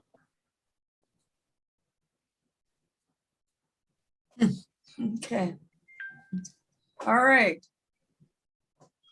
So Deborah, you have any other questions, any other comments? There's actually one more item that the attorney wants to offer. I was going to say, and this one I appreciate. If you think the last one could be controversial, I guess this one could too. And again, this goes back to the pandemic. As I'm sure many of you know, under the general statutes, the violation of declarations and prohibitions is defined as a Class 2 misdemeanor. At the same time, there is language in 166A that says that language is intended to supplement the authority of the counties under their ordinance enforcement authority. When we were taking action locally, along with many other local governments, it really became apparent that criminal enforcement was not the best method to obtain compliance when you're talking about capacities of business, masking requirements, restricting who could or could not or should not be open. And based on the language in the statutes about supplementation and the county's general enforcement authority, we had developed a civil enforcement approach. And it was working well because the ability to say, okay, are we going to go and proceed to get an injunction and an order for somebody to comply with the prohibitions is far more effective. It also helped keep people out of jail because at a time we were trying to reduce congregate settings, particularly in the jail. Unfortunately, the governor's office then encouraged local governments across the state to pursue civil enforcement. And I say unfortunately because then the School of Government decided to evaluate the issue. They came out with an opinion that said civil enforcement is not an option under the existing statutes. All you can do is criminally charge people. And of course, as you know, beyond the fact we don't want people in the jails, the court system was severely impacted due to COVID, and criminal cases were being put off for months. So it really was not an effective process.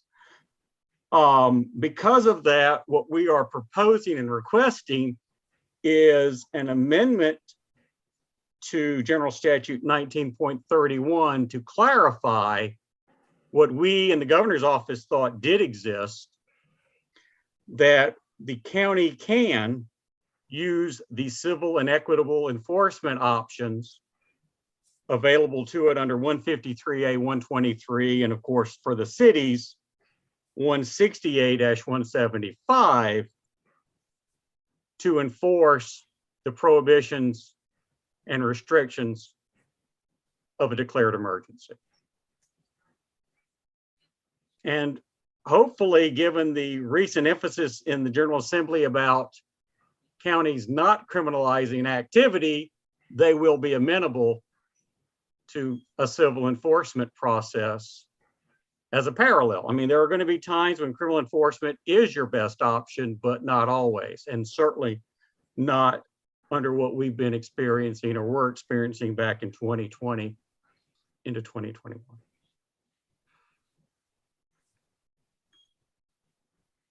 Yeah, I'll just add, I think as with the, I think they're both, obviously incredibly useful and important potential, policy changes. So, along with my colleagues, happy to kind of look more into this and do some research on them and see if there's a path forward either this year or probably next year. But appreciate this very much. And again, I've got some notes I've revised since what I first sent Deborah, and I'll rework this further and send it on to her for further submission to y'all.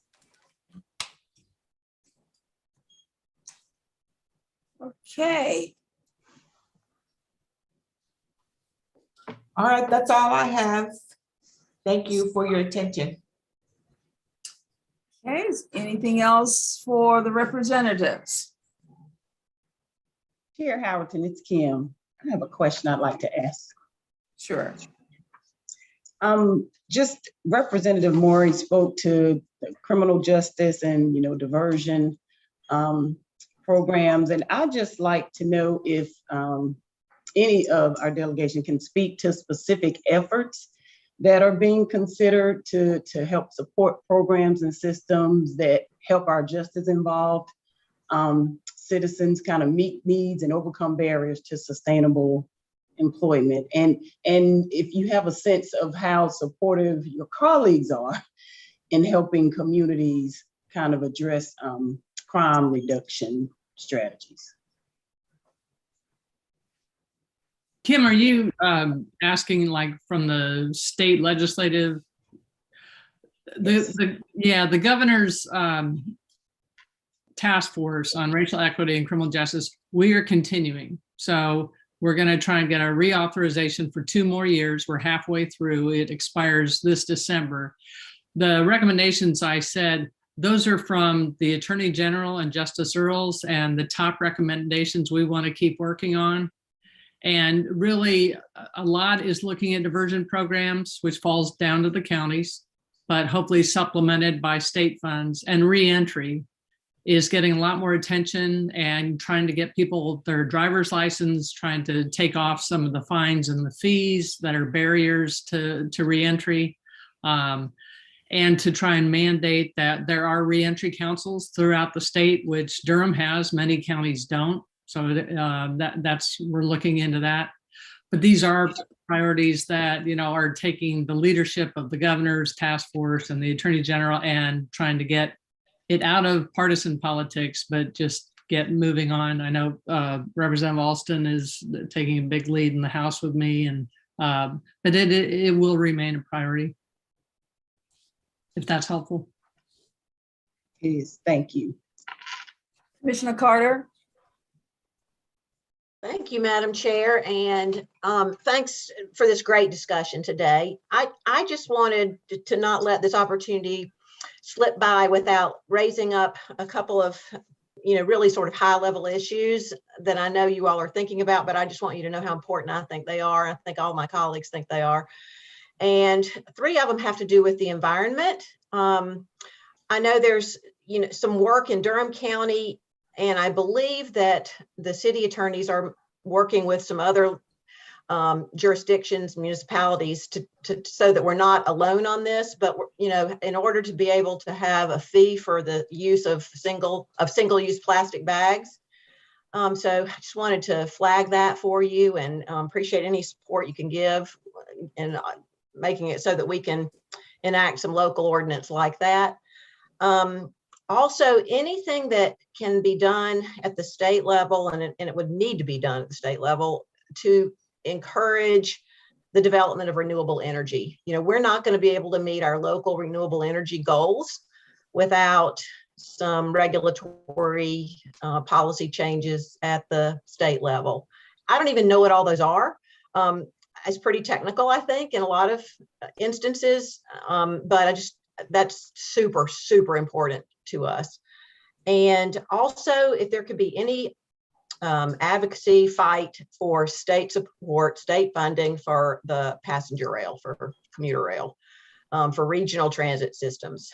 We got to have that. And we're not, there's a big funding gap right now, and the state could really help us with that. And it would benefit the state, of course. And then the only other thing, 2 other things I'd like to mention really quickly: gun safety. The reasons we have so many shootings mostly is because we have so many guns that are out there. So I know you all know that to be true as well. Maybe this would be a time to strike while the horrible, fire is hot with all the violence we have in our community. And I attended a conference last week at Duke that was very inspiring to me. It was about the need for a universal system of care for young children and families. basically something that would touch every child and family in the same way that school does. Public school, touches every child universally, or at least it can, starting at the age of 5. But we need it to go down lower. We need it to be 4. We need it to be 3. We actually, need it to start prenatally. So this idea of a universal system of care, I think is going to be one we're going to hear more and more about for early childhood and prenatal and for families. And I wanted to lift that up as well. Thanks again, everybody. Commissioner Jacobs and then Senator Woodard. Thank you. And I want to thank you, Commissioner Carter, for all the issues that you raised. I think those are all really important. I wanted to just highlight some issues through the boards and commissions that I serve on, just to lift up hearing from our CEO from Lincoln Community Health Center. And I want to thank Senator Murdoch and Senator Woodard for, I know that you all have gone over there, maybe other members of the delegation as well.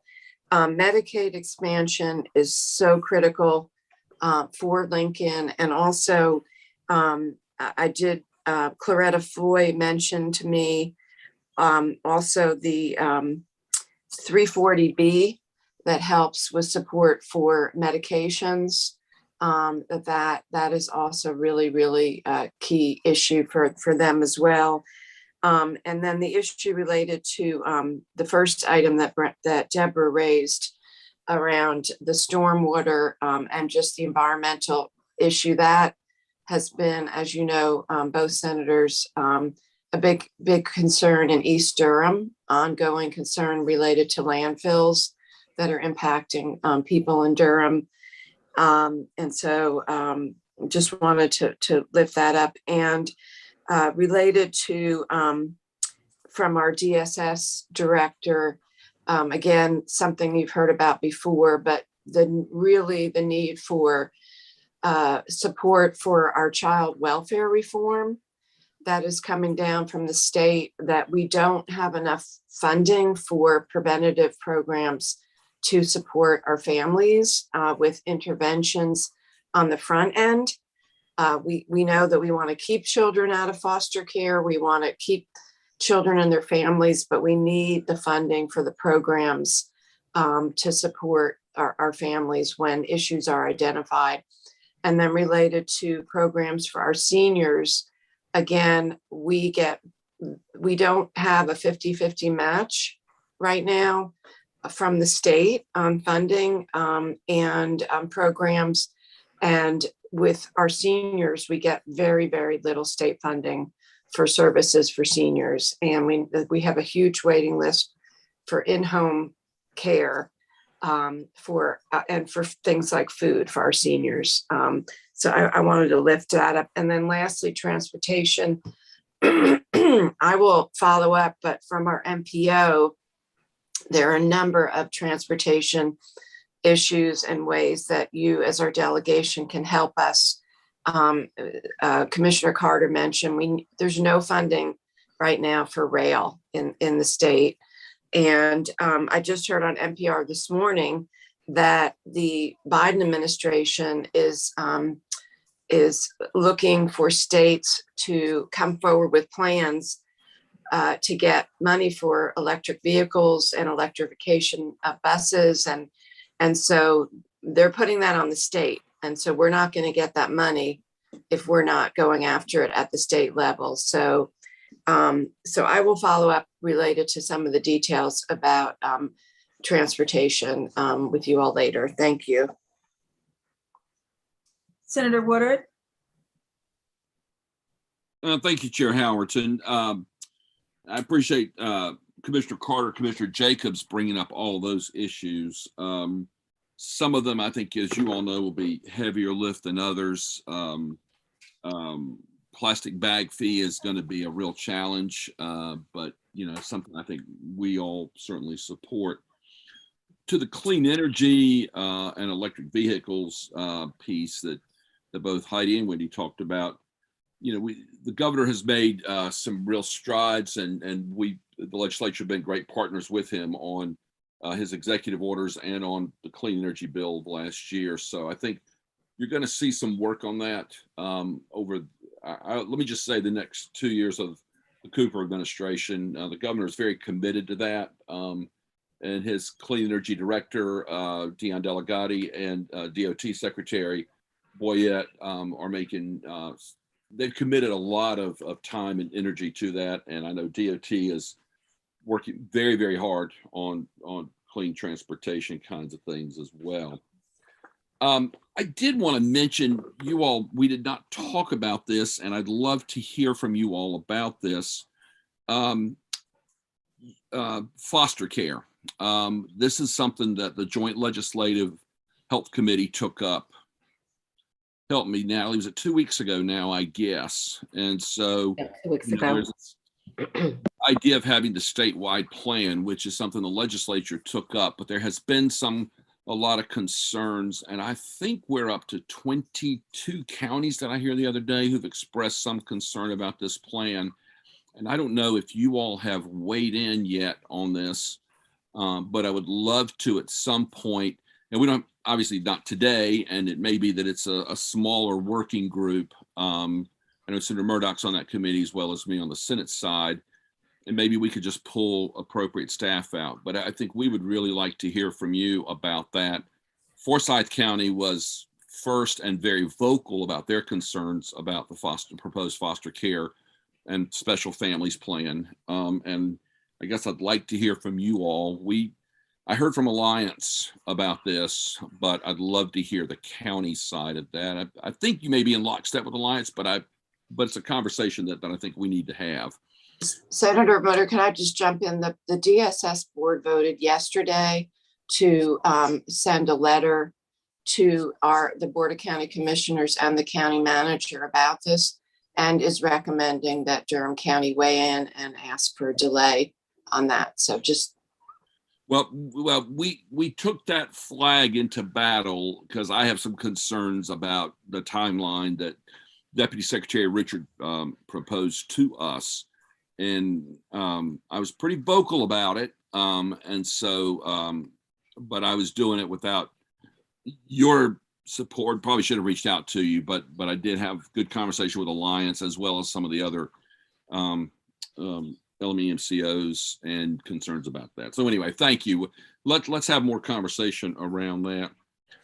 One thing I did before we wrapped up today, I did want to raise, I know I've had conversations with Chair Howerton, and I know 2 other commissioners, maybe more of you, and with Deborah, that I would like for you all to take and talk about. And Manager Sowell, you're new here, so we haven't had this conversation yet, but I suspect your commissioners and Deborah can bring it to you. You all to consider the possibility of having a lobbyist working on your behalf in Raleigh.